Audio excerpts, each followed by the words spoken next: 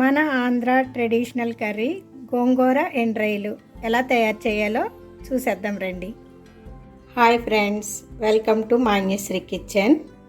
గోంగూర ఎండ్రాయిలు కర్రీ చేసుకుందాం. ముందుగా ఫ్రెష్గా ఉన్న గోంగూరని తీసుకుని దీన్ని బాగా కడిగి శుభ్రం చేసి రెడీ చేసుకుందాం. గోంగూరని శుభ్రంగా కడిగి పెట్టుకున్నాం. ఇప్పుడు ఈ ఎండ్రాయిలను కూడా వేడి నీళ్ళతో కడిగి పెట్టుకుందాం. ముందుగా స్టవ్ వెలిగించి పొయ్యి మీద వేడి నీళ్ళు పెట్టుకుందాం.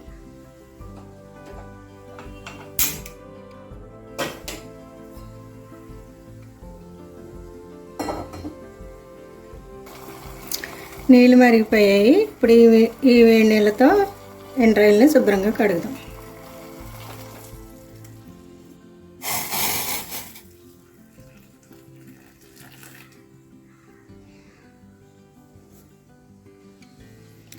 ముందుగా ఒలిసి పెట్టుకున్న రొయ్యల్ని శుభ్రంగా వేడి నీళ్ళలో వేసి శుభ్రంగా కడిగి తర్వాత చల్లని వాటర్తో కూడా 4-5 సార్లు కడుక్కోవాలి. ఇప్పుడు రొయ్యలు కూడా శుభ్రంగా కడిగి పెట్టుకున్నాము. ఇప్పుడు పొయ్యి మీద ఒక బాండిల్ పెట్టుకుందాం. బాండిల్ పెట్టుకొని పొయ్యి వెలిగించుకొని ఇందులో ఇప్పుడు 1/2 గ్లాసు వాటర్ వేసుకుందాం.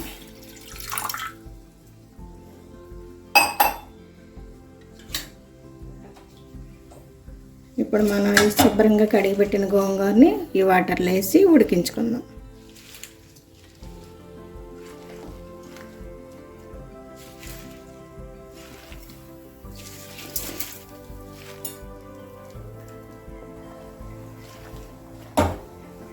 దీనిపై ఇప్పుడు మూత పెట్టుకుందాం.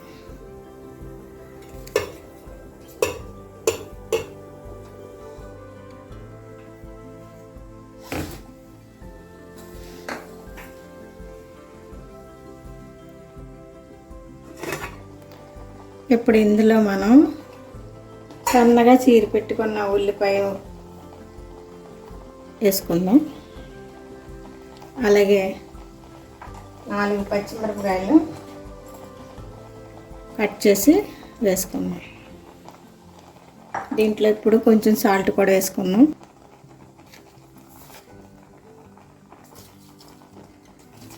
ఒక స్పూన్ సాల్ట్ వేసాను.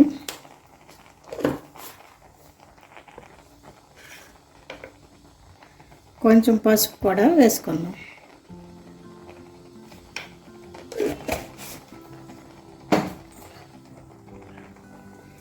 ఇప్పుడు దీన్ని ఇలా కలిపి పెట్టుకుందాం. కలిపి కాసేపు ఉడకనిద్దాం. బాగా మెత్తగా ఇంతవరకు ఉడకనిద్దాం.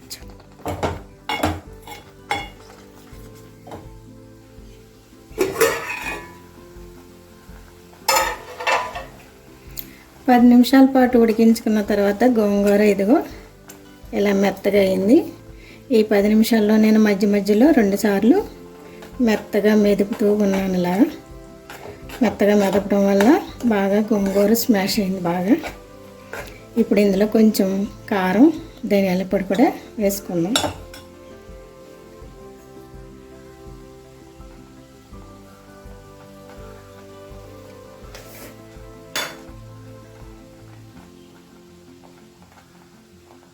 ధనియాల పొడి, కారం కూడా వేసాను. దీన్ని ఒకసారి కలుపుదాం.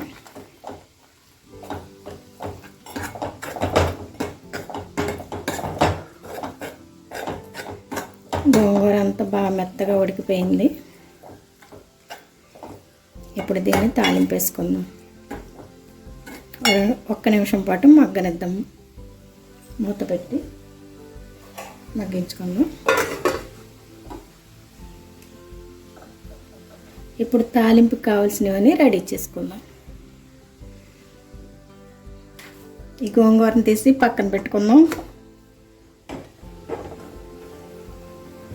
ఈ పొయ్యి మీద ఇప్పుడు ఒక పాన్ పెట్టుకొని ఆయిల్ వేసుకుందాం.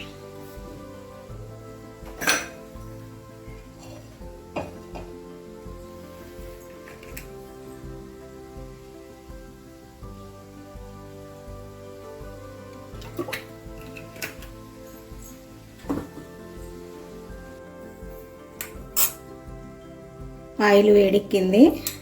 ఇప్పుడు ఇందులో రొయ్యలు వేసి ఎండు రొయ్యల్ని బాగా వేసుకుందాం.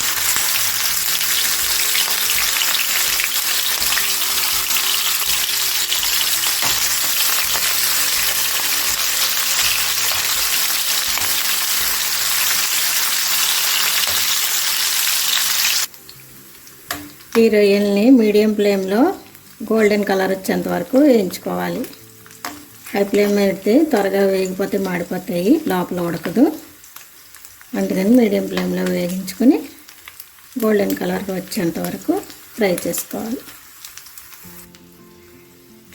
ఇప్పుడు ఈ రొయ్యలు బాగా వేగాయి. ఈ వేగిన రొయ్యల్ని ఉడికించిన గోంగూరలో వేసుకుందాం.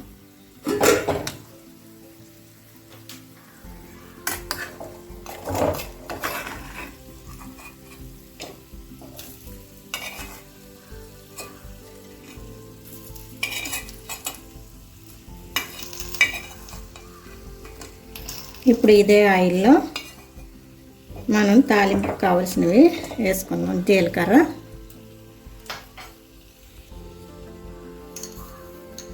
ముందుగా ఆవాలు,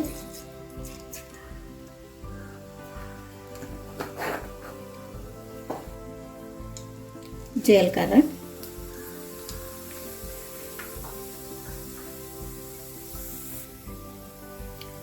వెల్లుల్లిపాయలు,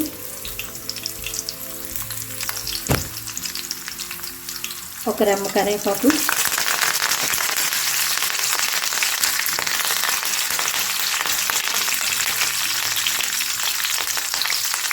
రెండు మిరపకాయలు,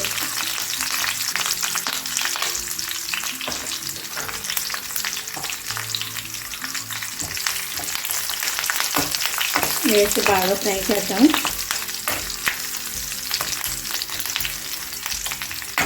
బాగా ఎల్లుల్లిపాయలు బాగా వేయించడం వల్ల గోంగూర ఫ్లేవర్ చాలా బాగుంటుంది. గోంగూర ఎండు రొయ్యలు కర్రీ మంచి ఫ్లేవర్ వస్తుంది, అలాగే మంచి టేస్ట్ కూడా వస్తుంది. ఇంతేనండి, ఎంతో ఈజీగా సింపుల్గా అయిపోతుంది. అలాగే టేస్ట్ కూడా చాలా చాలా బాగుంటుంది. ఇదే విధంగా మీరు కూడా ట్రై చేసి చూడండి, టేస్ట్ ఎలా వచ్చిందో కామెంట్ చేసి చెప్పండి. మా ఛానల్ మాత్రం సబ్స్క్రైబ్ చేసుకోవడం మాత్రం మర్చిపోవద్దు. రెడీ అయిపోయింది.